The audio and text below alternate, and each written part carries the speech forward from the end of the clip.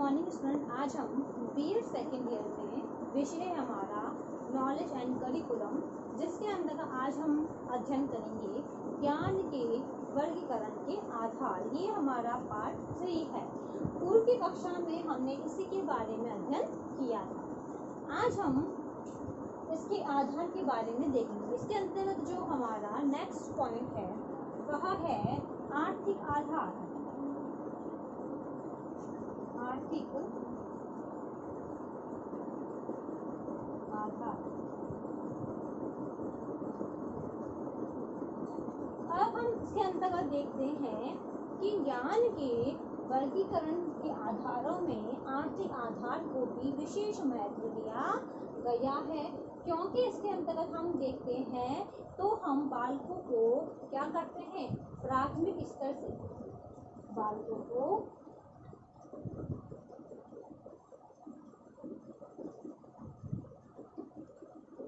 प्राथमिक स्तर पर छात्रों को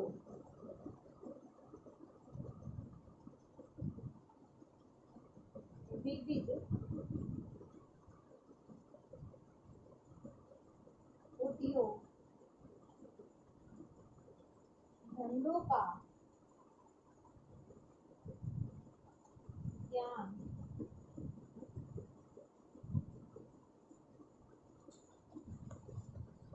दिया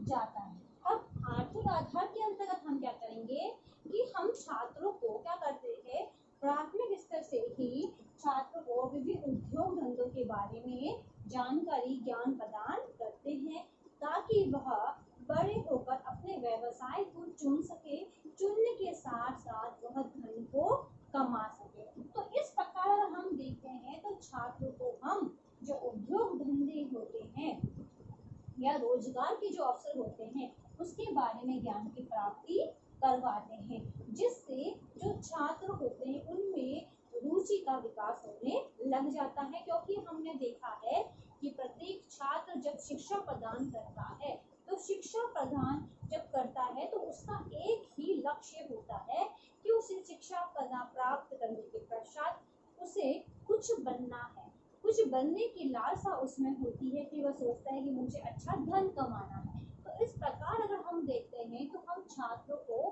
प्राथमिक स्तर से ही इस प्रकार की का ज्ञान देना प्रारंभ कर जाते हैं, जिससे छात्रों में रुचि उत्पन्न होने लगती है और वह उद्योग धंधे या अपने व्यवसाय को बढ़ाने के लिए प्रेरित हो पाते हैं। अब हमारा नेक्स्ट पॉइंट है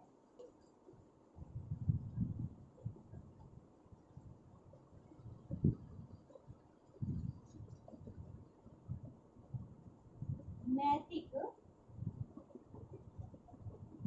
आधार।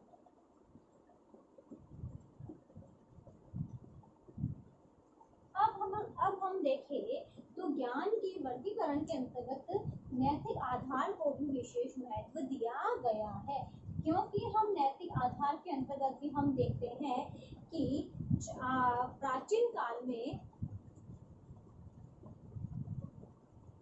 अगर हम देखें तो प्राचीन काल में नैतिकता थी, क्योंकि प्राचीन काल के जो लोग होते थे, जो बालक होते थे, उनमें नैतिक गुणों का विकास होता था। वह हर चीज, हर बड़ों का सम्मान करना है, सहयोग करना है, इस प्रकार की भावना का विकास होता था। परंतु अगर हम आज के समय में देखें तो नैतिकता के जो गुण है वे समाप्त होते जा रहे हैं।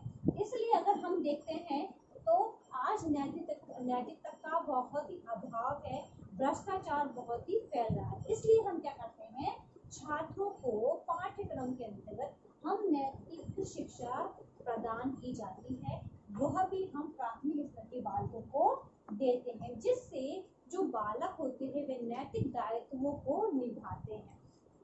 क्योंकि अगर कोई भी चीज या हम कोई भी ज्ञान बच्चों को अगर प्राथमिक स्तर से देंगे तो वह बड़ा होते होते उस चीज को फॉलो करने लग जाता है। अगर हम छात्र को कहे कि आप प्राथमिक स्तर से छात्रों को इस चीज का ज्ञान ना देके हम बड़ी क्लास में देंगे तो छात्र उस चीज को जल्दी से अपनाने की कोशिश नहीं करता है। इसलिए हम अगर देखें तो हमारे परिवार में, हमारे समाज में जो बच्चे होते हैं, उन बच्चों को शुरू से ही अच्छी शिक्षा, अच्छा ज्ञान देने का प्रयास किया जाता है, जिससे बालक अच्छा व्यक्ति बनने की पूरी कोशिश करता है। अब इसके अंतर्गत जो नेक्स्ट पॉइंट है वह है मानवीय आधार।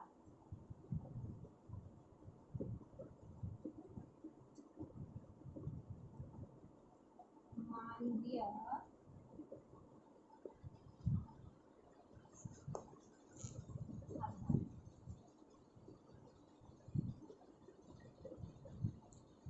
अब हम देखते हैं तो ज्ञान की वर्गीकरण के अंतर्गत जो मानवीय आधार है उसका विकास होना चाहिए, क्योंकि हम देखते हैं तो इसके अंदर हम देखते हैं क्योंकि मानवीय आधार हम देखते हैं कि व्यक्ति को जो चीज में इंटरेस्ट है उस चीज का बालकों को ज्ञान प्रदान करना चाहिए। जैसे जैसे हम फॉर एग्जाम्पल किसी बालक को, छात्र को विज्ञान विषय में रुचि है, अगर किसी बालक को विज्ञान विषय में रुचि है तो उसे विज्ञान विषय का ज्ञान मिलना चाहिए और छात्रों को उस विषय का ज्ञान देके और अधिक अभिप्रेरित करना चाहिए। अगर किसी छात्र को गणित विषय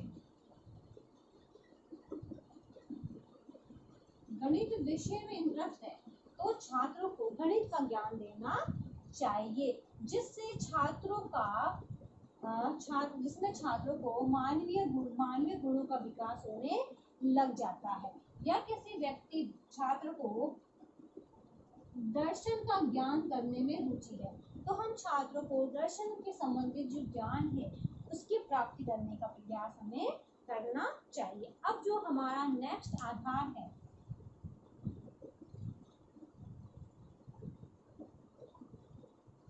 वह है आध्यात्मिक आधार।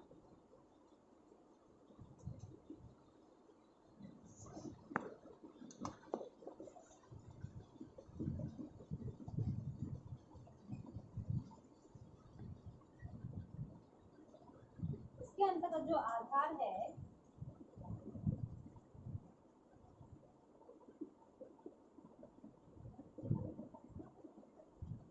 आध्यात्मिक आधार, इसके अंतर्गत अगर हम देखते हैं तो भारतीय समाज में आध्यात्मिक आधार का भी विकास होता है, इसको भी विशेष महत्व दिया जाता है। इसके अंतर्गत अगर हम देखते हैं तो ज्ञान की वर्गीकरण के अंतर्गत जो आध्यात्मिक विकास की श्रृंखला को पृथक माना गया है, जिसके अंतर्गत हम देखते हैं तो इसमें हम छात्रों को योग्य शिक्षा और नैतिक शिक्षा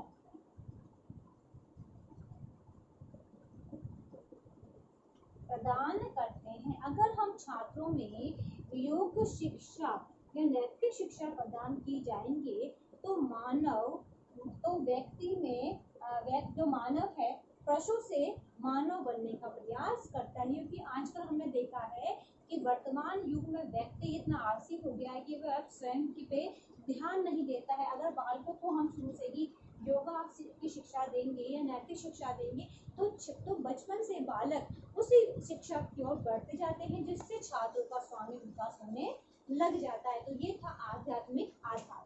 अब इससे संबंधित आज का आपका होमवर्क है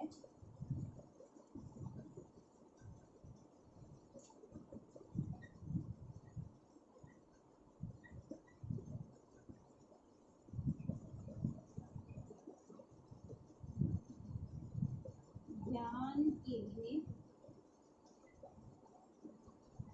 वर्गीकरण के आधारों